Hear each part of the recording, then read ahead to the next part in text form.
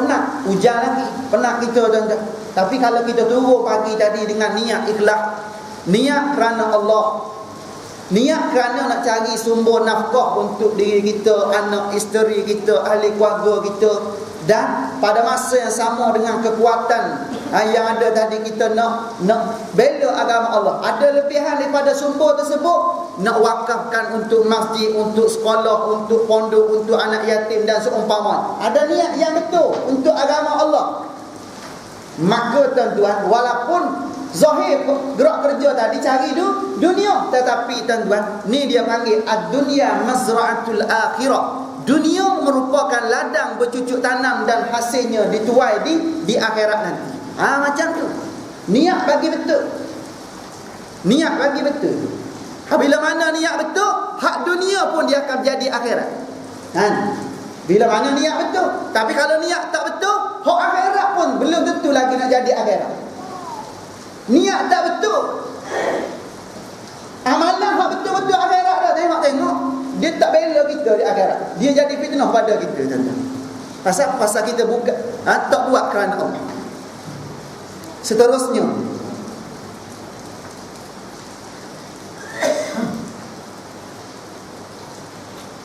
dan seseorang akan mendapat balasan itu sebanding dengan apa yang telah diniatkan menurut ikhtiar dan pilihan hatinya sendiri. Misalnya, suatu amal ibadah seperti sembahyang yang wajib atau yang sunat baru dianggap sah serta diterima dan diberi balasan sekiranya asal mendirikan kerana Allah Ta'ala.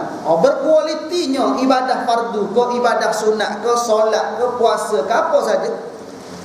Berkualiti tadi bila mana kita buat kerana Allah, lillahi ta'ala. Berkualiti bila mana kita niat lillahi ta'ala, ataupun dengan kata lain ikhlas. Ikhlas ni kita dengan Allah, bukan kita dengan manusia.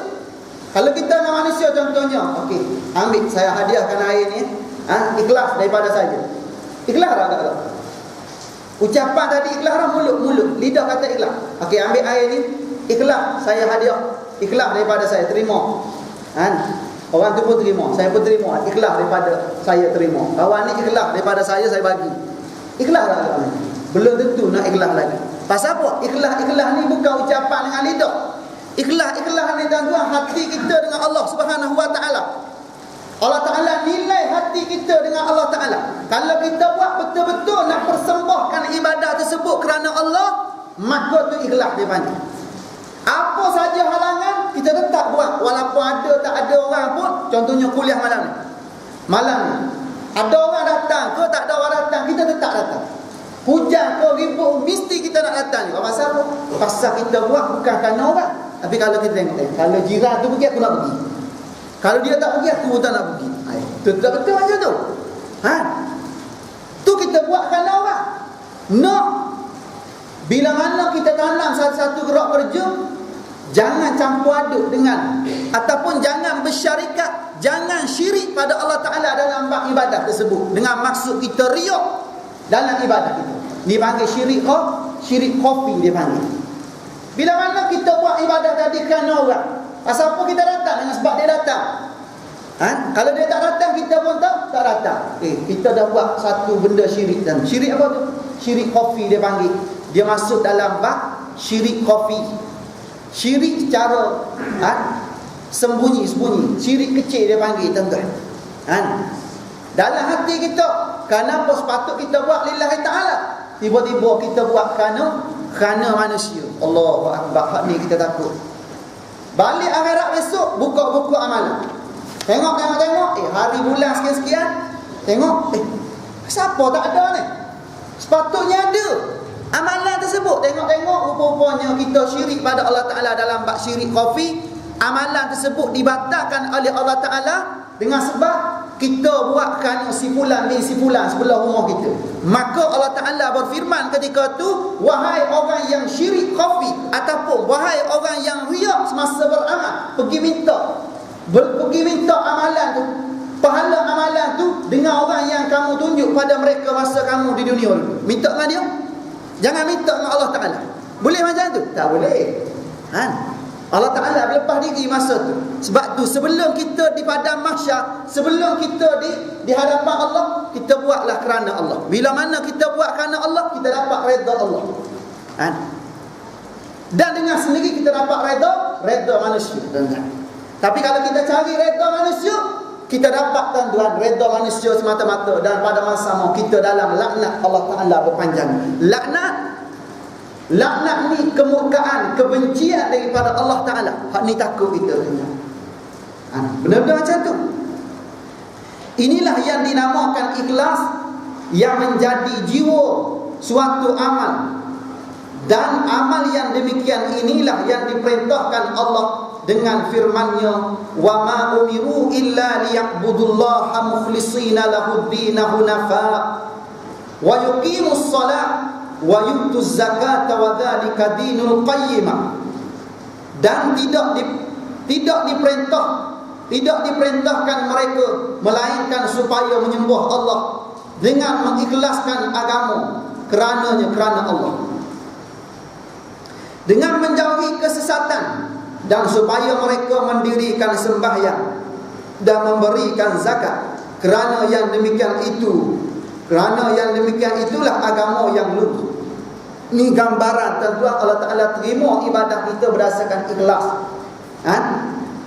Dan tidak diperintahkan mereka itu melainkan supaya menyembah Allah.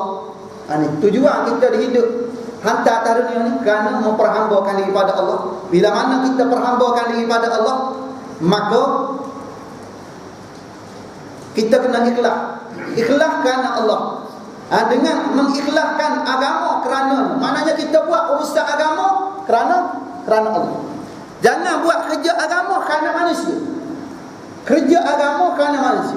Jangan datang surga kerana jawatan. Jangan. Ni satu kedudukan. Berlaku di tempat saya, tuan-tuan. Imam-imam yang bertugas, saya panggil semua, mari sini, duduk. Saya tengok kenal pasti pasal apa.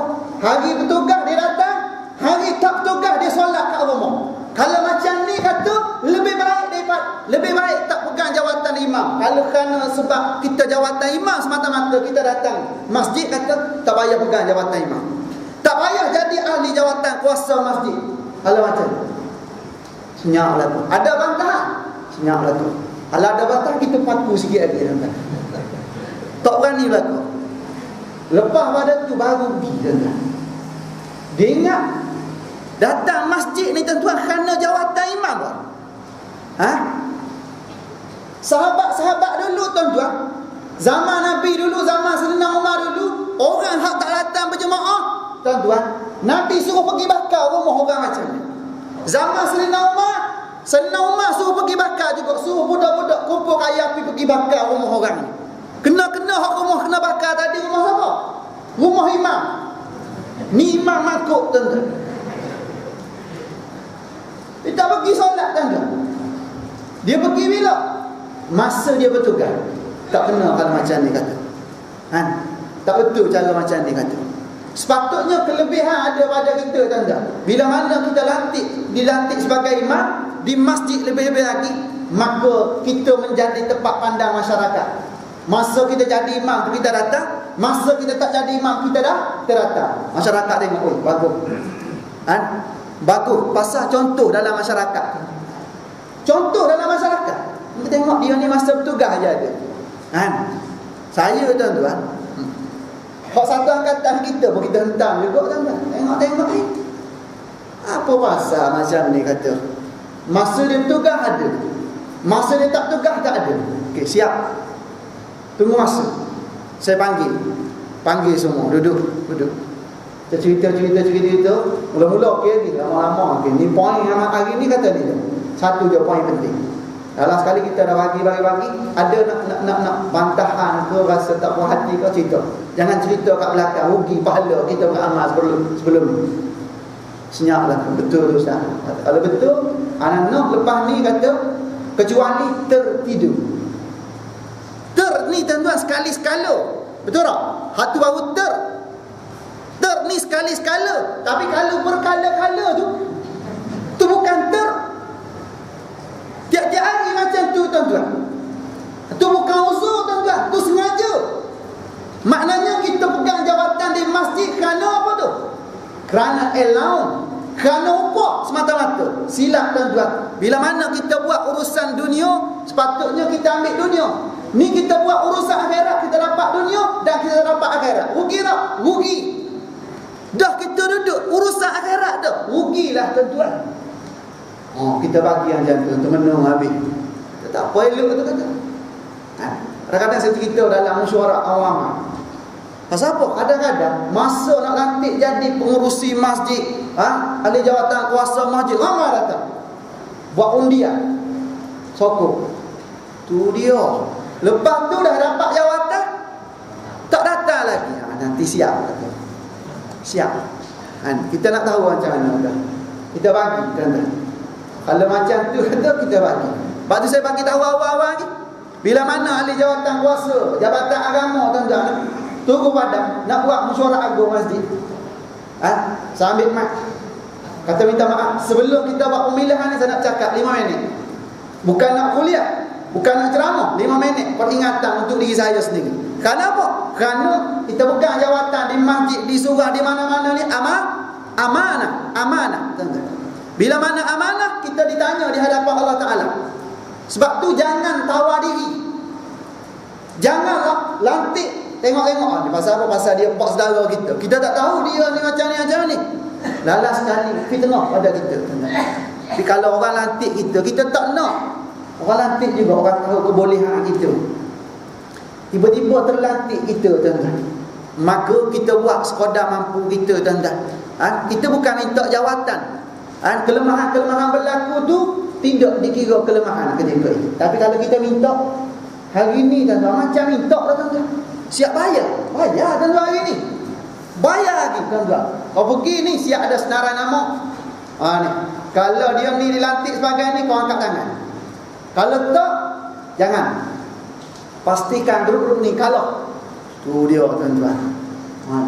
Zaman kita hari ni tuan-tuan, dia nak tuan-tuan guna pengundi hantu juga tuan-tuan.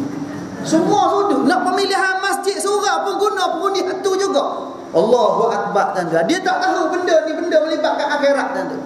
Pasal apa? Dah jadi tradisi tuan-tuan. Pilihan raya 5 tahun sekali tuan-tuan. Memang duduk bergelombang dengan hantu. Lalas sekali dengan hantu-hantu pun tak lari tuan-tuan. Kita azan tak lari hantu tu. Tak lari hantu tu. Tu dia.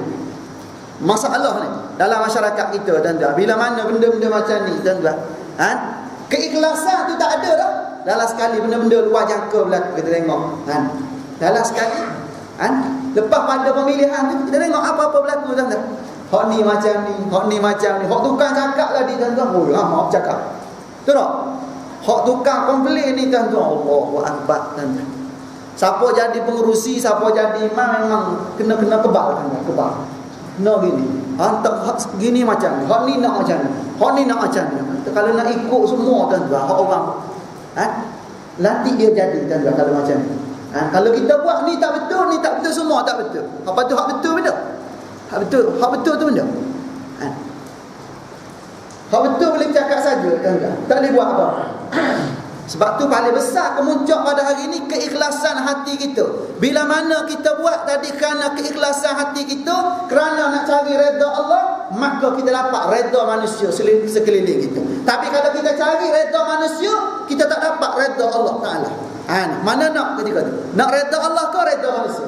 Kalau kita cari redha Allah, manusia tunduk pada kita, support kita. Tapi kalau kita cari redha manusia, kita berdepan dengan laknat Allah Ta'ala. Hidup kita jadi sempit, pentadbiran kita jadi sempit ketika itu. Mana nak? Fikir-fikirkanlah. Seterusnya, jelaslah bahawa suatu amal itu dianggap sah atau sempurna kalau diwujudkan dengan niat atau qasad. Sah. Jelaslah bahawa suatu amal itu dianggap sah atau sempurna kalau diwujudkan dengan niat atau qasad. Kalau niat kita betul, ada cukup syarat, cukup rukun, niat betul pula, alhamdulillah ketika itu tuan-tuan, ada dah ciri-ciri amal ibadah kita berkualiti. Tetapi niat atau qasad itu terletak pada haluan atau tujuan. Tengok pada tujuan kita tadi, qasad tadi. Kalau kepada Allah, dikatakan ikhlas. Kalau kita buat, pasal apa solat ni? Kerana Allah. Pasal apa solat? Kerana orang sebelah rumah, kerana bapa mertua datang sekali. Kita pun kena pergi lah. Pasal apa? Baru kahwin kan? Menantu kesayangan kan? Pergilah kita. Pasal apa? Betul lah balik rumah ayah bapa mertua kita, dia pergi masjid, kita pergi masjid. Pasal apa? Jaga ni baru-baru ni. Galak sekali mula-mula menantu. Tengok-tengok subuh pukul 8.30 dah jadi hantu dah. Benda ni bukan boleh main-main ni. Benda ni bukan boleh main. Boleh menyamar-menyamar ni. Sehari 2 hari boleh? Boleh. Kalau dah tahun-tahun, karat lama tuan-tuan, susah tu. Nak buat tu susah tuan-tuan, kecuali perubahan tu daripada kita sendiri. Kalau kita nak berubah kerana orang, sehari 2 boleh lah. Tapi kalau masuk 2-3 bulan, lalas sekali kita kenal bapa kedua kita, rupanya temberang, rupanya kawan. Lalas sekali hantu. Bukan jenis menantu macam ni jenis hantu. Tak boleh pakai. Kalau kepada Allah dikatakan ikhlas, kalau kita buat lillahi ta'ala, ikhlas tu dipanggil. Kalau tidak, tidaklah dinamakan ikhlas kalau kita buat kerana selain daripada Allah. Selain daripada Allah ni banyak benda. Banyak benda lah. Kerana manusia, kerana pangkat, kerana wang ringgit, kerana pujian, kerana nama. Tu selain daripada Allah. Tu dia panggil selain daripada Allah. Bila mana selain daripada Allah, kita tak dapat redha Allah Ta'ala. Kita dapat benda apa yang kita niatkan ni. Kalau kita niat kerana puji orang, kita dapat puji orang. Kalau kita niat kerana wang ringgit, dapat wang ringgit. Dapat. Tapi wang ringgit ni tuan, sekadar di dunia. Kita nak wang ringgit dapat, pangkat dapat, redha Allah Ta'ala pun dapat. Tu kita nak. Bila tu dapat tu? Bila mana kita buat kerana nak cari redha Allah, wang ringgit kita dapat, redha Allah Ta'ala kita dapat, dunia tunduk pada kita ketika itu. Dunia tunduk pada kita. Ada pelik? Tak pelik kan? Kena macam ni. Tegasnya niat yang terselit di hati ialah punca yang menentukan akibat amal. Niat hak dalam tersembunyi dalam hati ni tuan-tuan. Kita dengan siapa ni? Kita dengan Allah. Niat ni kita dengan Allah Ta'ala, bukan kita dengan orang sebelah. Tak. Kita dengan isteri kita. Belum lagi tu. Niat ni kita dengan Allah Ta'ala. Rahsia kita dengan Allah Subhanahu Wa Ta'ala. Nak tahu ikhlas tak ikhlas? Dalam bab solat sunat. Kalau bab solat fardu ni tuan. Solat fardu ni rajin ke malas kena buat? Tak. Kalau kita rajin, kita kena solat. Kita malas, kena buat juga. Pasal apa? Fardu. Tapi hak sunat, ni nilai kita di sisi Allah Ta'ala. Hak sunat ni kalau kita rajin, kita buat. Kalau kita malas, tak nak buat. Itu gambaran keikhlasan maksudnya. Kalau kat masjid, kat surau depan orang, kita pun Allahu Akbar. Rokok tu dia. Sami Allahu liman hamidah. Allahu Akbar. Satu-satu tertib tuan-tuan. Dengan tamak nina, tip-top. Hebat. Kat rumah. Kat rumah solat fardu 4 rakaat 4 minit je. 4 minit. Tu dia. Tu gambaran ikhlas ataupun tidak, boleh tengok ni. Gambaran ikhlas kita macam tu. Bukan kata bab lain, kita boleh nilai dalam bab solat-solat sunat kita. Ibadah-ibadah sunat kita. Depan orang pun kita boleh buat, di belakang orang kita boleh buat. Itu gambaran ikhlas. Kita tak payah cerita qiyamul lail, payah nak bangun. Kita cerita solat sunat duha. Hak mudah. Dalam keadaan kita tak tidur. Dalam keadaan kita baru bangun tidur. Solat sunat duha. Boleh buat tak? Kalau boleh, tanpa ada paksaan, tu ke arah kita nak cari keikhlasan. Kita boleh buat walaupun tak ada orang. Ada orang pun kita buat, tak ada orang pun kita buat. Dah jadi rutin harian kita. Kenapa? Kerana kita tahu ni amalan sunnah, ni amalan Nabi. Allah Ta'ala perintah perkara ni. Nabi pun tak pernah tinggal, kita pun sayang Nabi, ikut Nabi, cinta Nabi, kita pun ikut cara Nabi. Tak buat. Betul Ustaz? Walaupun dua rakaat. Kedekut betul. Makan 3 kali sehari. Sunat duha 2 rakaat je daripada dulu sampai hari ni. Okey. Tak apa, 2 rakaat janji istiqamah terusan. Nilai dia hebat. Qiyamul lail macam mana qiyamul lail? Qiyamul lail kalau ada anjuran kat masjid, kat surau, datang. Kalau sorang-sorang hampir tak datang. Hampir tak bangun tu. Tak boleh buat. Itu gambaran benda tu. Hilang keikhlasan kita ketika tu. Tapi boleh buat ada program di masjid, boleh buat. Nak latih masyarakat. Buat di masjid, di surau tuan-tuan, program qiyamul lail. Nak perkenalkan pada anak-anak muda, generasi-generasi baru. Bagaimana qiyamul lail? Bagaimana nak munajat pada Allah Taala? Moga-moga lepas program dia balik ke rumah, dia boleh bangun pukul 4.30 pagi, pukul 5 pagi untuk rokok dan sujud pada Allah Taala. Kena macam tu. Jangan program je ada, tengok-tengok kat rumah tak buat langsung. Tak betul. Kenapa? Hilang dah keikhlasan kita ketika tu. Tu gambaran kita buat kerana orang. Kalau buat kerana orang, kita dapat pandangan orang. Dapat pandangan orang. Kita buat semua benda-benda tersebut tuan-tuan. Kita buat cara istiqamah dengan sendiri tuan-tuan, kita dapat redha Allah Taala dengan cara datangnya keikhlasan. Tegasnya niat yang terselit di hati ialah punca yang menentukan akibat amal. Baik amal itu kalau niatnya baik, jahat amal itu kalau niatnya jahat. Sekalipun amal itu pada lahirnya baik, pada zahirnya amalan baik dah, tapi kalau niat jahat, tak dapat apa, jahat juga tuan-tuan. Walaupun pergi masjid ni baik dah. Masjid ni tuan-tuan